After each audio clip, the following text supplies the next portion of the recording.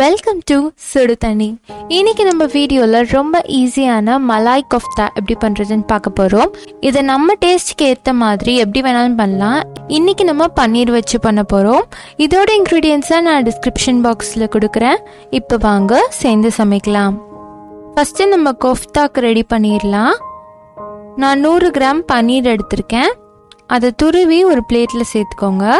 30-40 gram unsweetened Goa எடுத்துக்கிறேன். இதோட 1/2 teaspoon white pepper powder சேர்த்துக்கலாம்.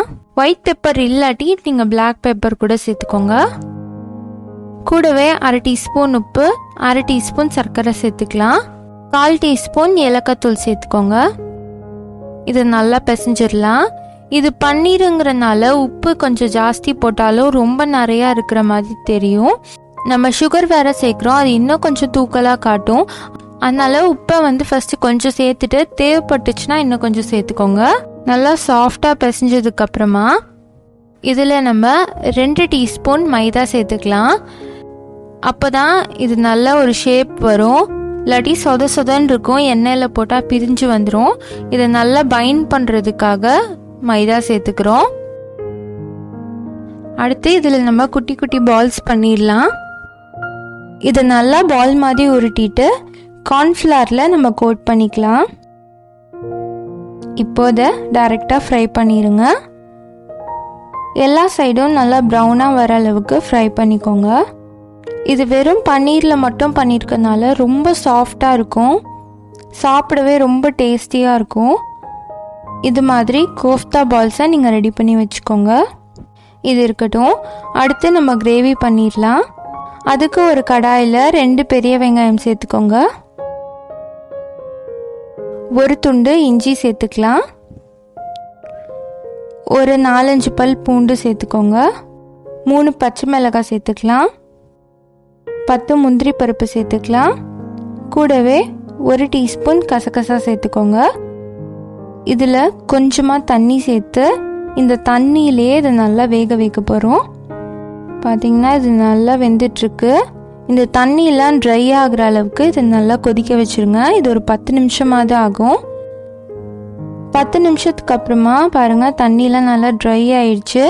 இதை ஒரு மிக்சியில் மாற்றி நல்லா ஃபைன் பேஸ்ட்டாக அரைச்சிக்கோங்க. இது இருக்கட்டும். அடுத்து இதே கடாயில் 1 டேபிள் ஸ்பூன் வெண்ணெய் சேர்த்துக்கோங்க. இதில் 1 டீஸ்பூன் சீரகம் சேர்த்துக்கலாம். சீரகம் நல்லா பொரிஞ்சதுக்கப்புறமா இதில் நம்ம அரைச்சி வச்சிருக்க பேஸ்ட்டு சேர்த்துடலாம்.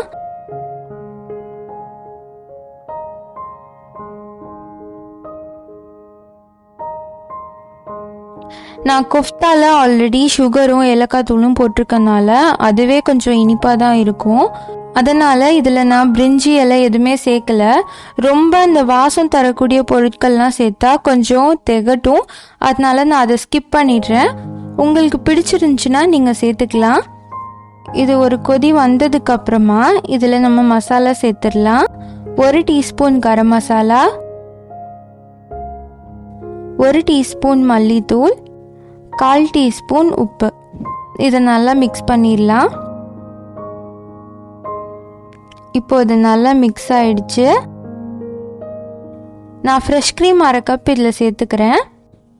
உங்கள்கிட்ட ஃப்ரெஷ் க்ரீம் இல்லைன்னா நீங்கள் பால் கூட சேர்த்துக்கலாம். ஆனால் அது கொஞ்சம் தண்ணியாக இருக்கனால கூட கொஞ்சம் நேரம் நீங்கள் குக் பண்ணும்.